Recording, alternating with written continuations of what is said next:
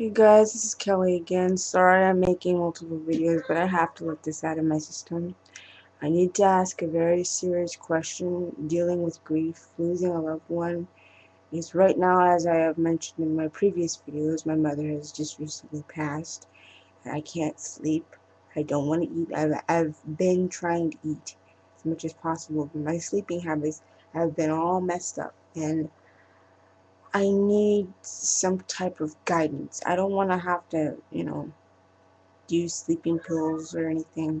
It's just I am at a point in my life right now where not only do I want to push certain people out, I just feel that I know I'm not the only one in grieving for my mother. It's just I am having trouble trusting people, certain people, and I don't want to mention any names or anything. It's just once I open myself up, it is hard for me to kind of just drop the subject.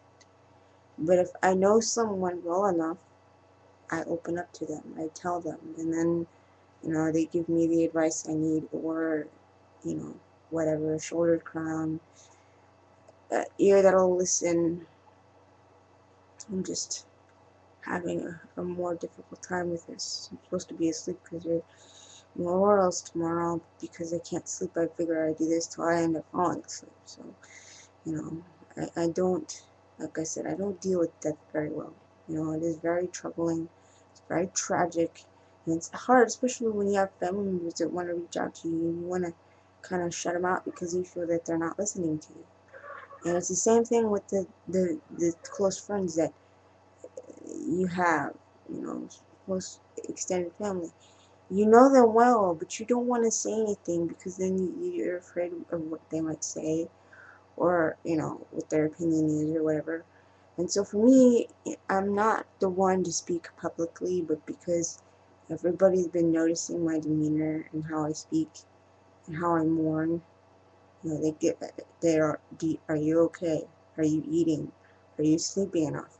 The answer to these questions is no. Yes, I should be eating. Yes, I should be sleeping. But when I grieve, it goes deep, especially with my mother. My mother and I, this is going to be a long video. My mother and I, as I have said in previous videos, we were getting back on speaking terms. We were talking again. I wasn't getting mad at her anymore or anything because I knew she was trying to better herself. But that wasn't the case. She had a lot of trouble with her health and having to trust people. This is another reason why I don't speak publicly, is because I have that same problem, but I don't like to just speak about certain things. But because people are going to be asking, I might as well come clean about it. Um, my mother and we got along well sometimes. Sometimes we wouldn't be arguing. I would probably be screaming at her, just getting angry.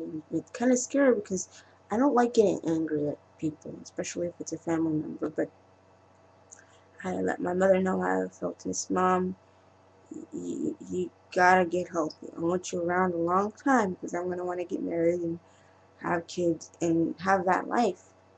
And I still want that. I'm not giving up on that yet. But it's gonna feel there's gonna be a huge void there now that my mother's passed on. I told her, I said, Mother, I said, I'm gonna want to get married and have kids and give you more grandkids because I'm gonna want that. I don't want to be alone for the rest of my life. I don't want to be bitching and griping about not having someone. I have someone, but he's not able to talk to me right now because of certain circumstances.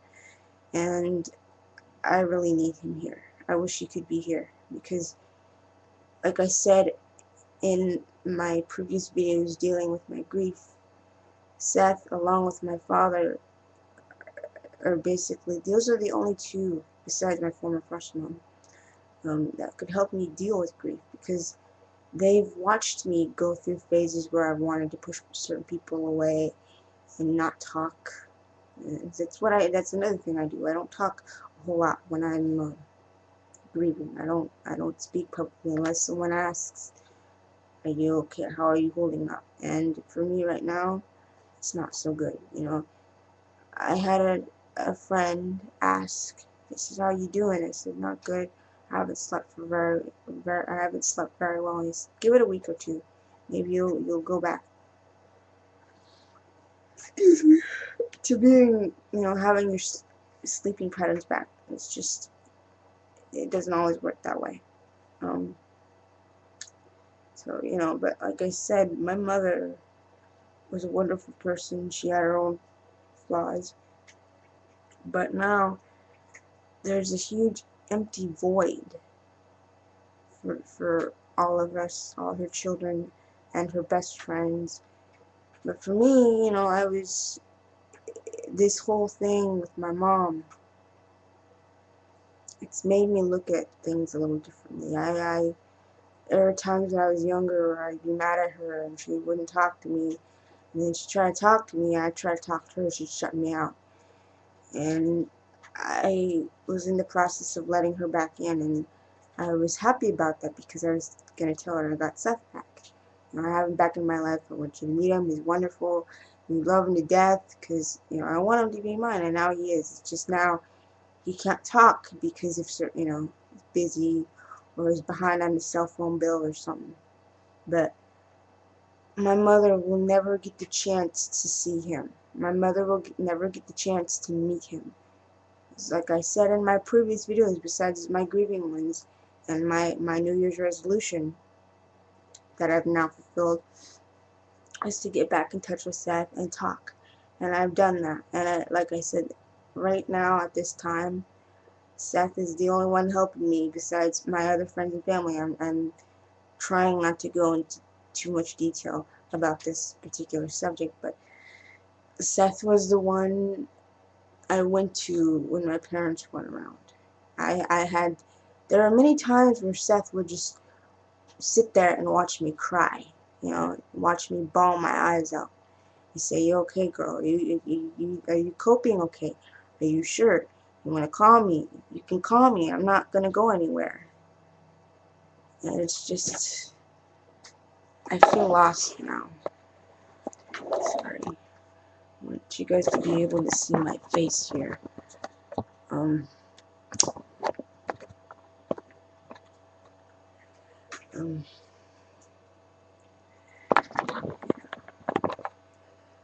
I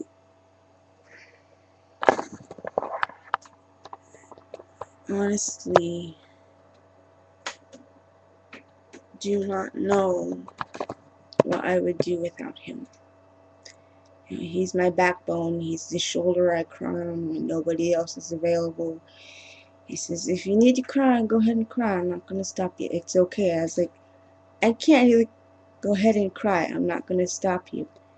And I seriously need that. I need that reassurance because sometimes I'm not always certain about certain things, you know, groups of friends or extended family members. So I'm kind of weary right now, you know.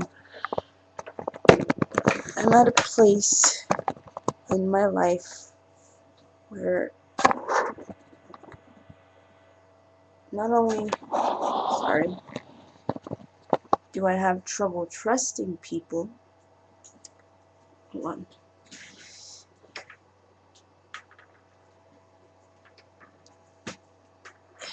it's just, I'm lost. I'm emotionally drained. I've cried so many tears. I can't cry anymore. I cried today. You know, I'm probably going to cry again. But there are times where I feel like I can't cry anymore. And then the tears come back. And then the anger, the resentment, bitterness, everything. I don't know how. I'm going to try. I'm not going to make any promises. I don't know how I'm going to go on without her. I'm going to try. But I will say this, no other woman is going to replace my mother. Her and I went through a lot. She watched me go through a phase where I had to push her away a little bit. And that scared her, and she wanted back in. and she tried to come back in. I'd push her away some more, come back for more, and we went like that several times. You know, we were at each other's throats. She'd be pissed off at me, I'd be pissed off at her. There would be times where I would scream at her and cry, and she'd just look at me, kind of just shake her head and say, "Why acting like that?" She knew why I was, but you know, she tried. Sorry, you guys. I'm just trying to make myself sleepy because I haven't been sleeping very well. But like I said, I think it was hard for her to accept the fact that I was born with a disability. And for many years, from the time I was 2 to the time I turned 18 after I came home here to Redding, California from foster care, I think she finally learned to accept that I had this disability, because for many years she could not accept that. She wanted me to be like everybody else. I was, but I just chose, I was born this way. This is something I couldn't help.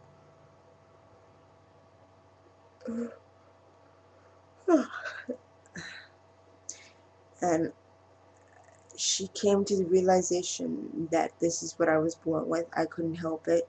And we were, like I said, on speaking terms. But had I wish, you know, I could say, people will probably ask me, is there anything that you wish you could have done to try to make it better for her? Well, I wish I could say so, but like I said in one of my previous videos, talking to her, telling her not to do something, she did it anyway, regardless of how many times you said don't do it. She just did it. And I rebelled against her too. I went out, I became my own person, and I think somewhere deep down she was happy, but she was also kind of jealous a little bit because of my success. I am the only family member on her side to graduate from high school. I am the second generation of the Abbott clan on my father's side to graduate from high school. So that is an achievement. You know, that is something I am proud to have.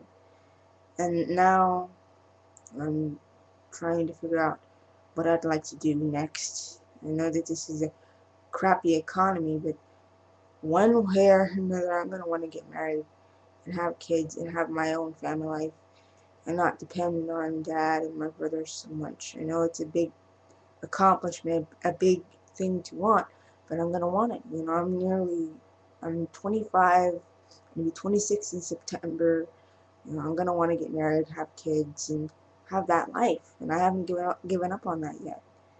It's going to happen. It's just, you know, I don't know when, but it will. It eventually it'll happen. Um, there's so many things going through my mind right now. I can't.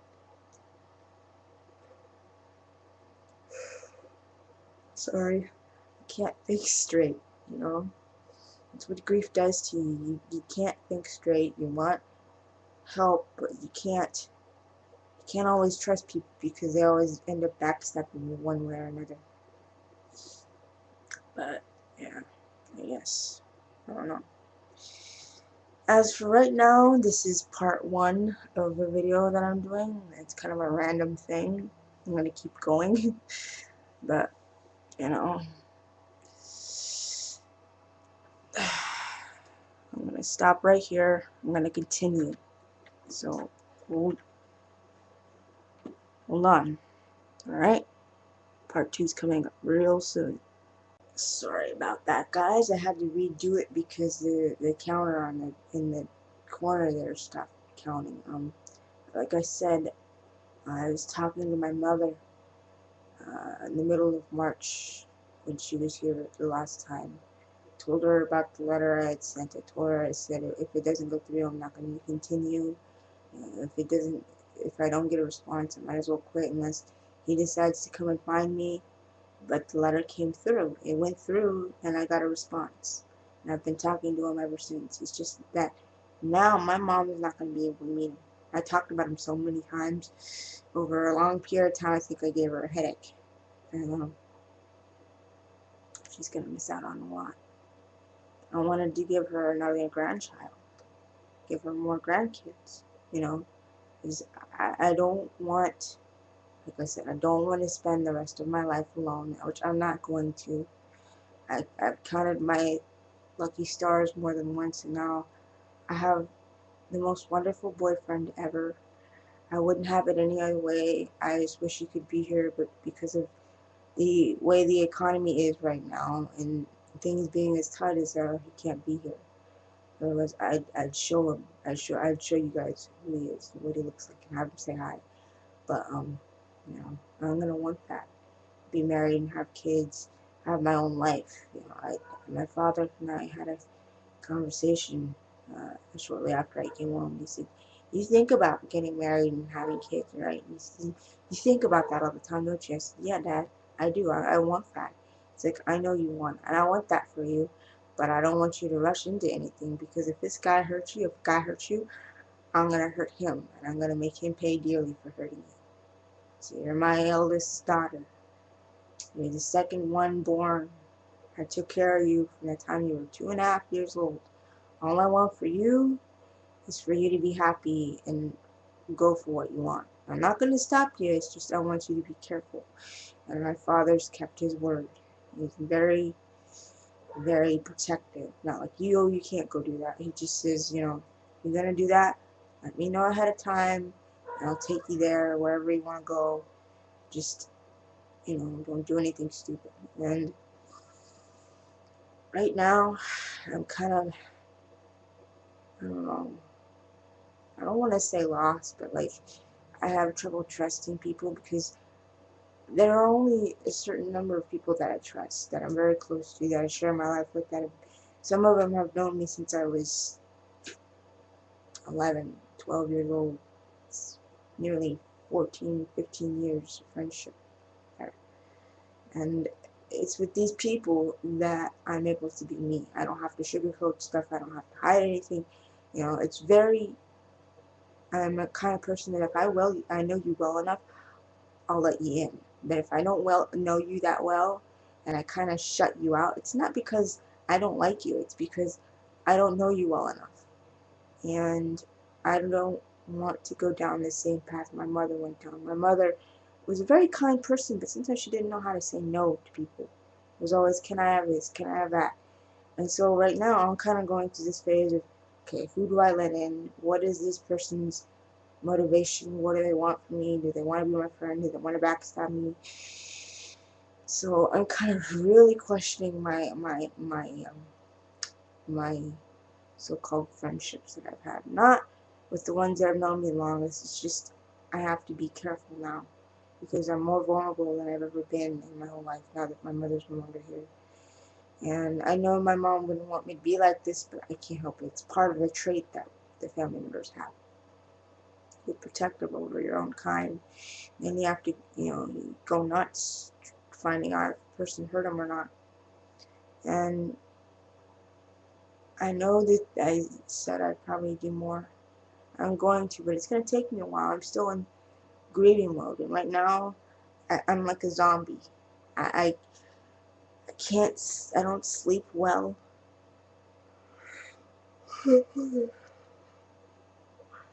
Sorry. I don't sleep well. I don't eat like I'm supposed to. And with that, because I am average, I'm not stick thin. Okay, I got curves. And I'm not, um, stick thin or, anorexic or anything. It's just, like I said, my grieving habits are a lot different from people around me. So when I grieve, I tend to shut certain people out, and they don't always like that, which is understandable, but I can't help it. So for right now, even though my mother's gone, I can't just stop living my life. I know that the haters that are around me want me to, but I'm not gonna, for her sake, because I know she would want me to keep going. But like I said, I'm gonna want to get married and have kids and have that married life and not depend on my dad and my brothers so much, because they're going to want to lead their own lives and, you know, do their own thing, which is understandable. I'm just trying to figure out where to go from here. You know, my mother was my world. Like I said, she was the one I ran to if I had problems with anyone or anything. And she was very spiritual. She tried so hard to lead a good life. But I guess because if you're a Christian, you suffer. Even if you do good, you suffer. But, you know, she couldn't always, like I said, say no to people. And I think that was her weakest point, was learning how to say no. And so that makes me wary of who I let into my life, because when you let people in and you say yes all the time, then they expect that from you, and they take your trust, they take your feelings and twist them up and, you know, hurt you in that way. And I don't want to be like that. That's why I am, sometimes when I post stats, they're very sarcastic and very harsh. It's only because I'm a nice person, okay? I don't want to be taken, my personality traits or anything, to be taken out of context. It's just, I don't like saying yes all the time. I don't like letting certain people in. Yeah, well, people may ask, well, why in the hell are you making these videos then? I'm like, well, I have to let it out. I'm not going to just hold it in. Because if you hold it in, which I've done for over 7 years, and it literally destroyed me, I promised myself I'd never do it again. So now I'm letting it out, letting people who care enough about me to know what my plans are and what I want. It's just, I'm going to have to start saying yes when people say no. Michael always said, when the whole world says no, you say yes. You go out there and you show them what you got. You show them that you still have it. And I'm going to have to do that, because there are going to be a lot of naysayers, a lot of people that don't like me, that are going to be in my face, you know, calling me all kinds of horrible names, saying I'm this, I'm that. And I'm not that. My family members know I'm not. My friends know I'm not. I know I'm not. I'm getting sick and tired of people. This is also kind of a rant thing, so don't be surprised if I start cursing a little bit. This is me kind of coming to terms with everything. You know, life is what you make it, what you want to do with it. And so I'm trying to do that now. It's just, I'm going to need a little bit of help. I'm going to need shoulders to cry on, people to talk to, because I know I'm old enough to do it. It's just, I get doubtful. You know, I don't like to always think highly of myself, you know. So there are some people that are like me, that are disabled, that think higher themselves as being that person, you know, that can do whatever you want. Yeah, you can do whatever you want, just don't get too cocky. You get too cocky, ones that care about you will walk away because of your cockiness, and will leave because they don't like what they see. And so I try not to be like that. But because I was raised to speak my mind, speak truthfully, sometimes people don't take it the way you want them to. And I've dealt with that on multiple occasions with certain people. And they don't like it. You know? To those that don't like it, you know what? Tough. I'm not going to change. I'm a nice person, but if you take advantage of me and hurt me, I go off. I get defensive, I get barky, I get bitchy. You know, I'm a mean person when I have to be, but if you're nice to me and you treat me with the respect that I so kindly ask for, I'll do the same for you. And I try not to talk bad about people. I only do that when I'm severely pissed off and I can't, sometimes I hold it in too long and I'm consumed with all this anger and emotion, all this emotion that I never thought I had.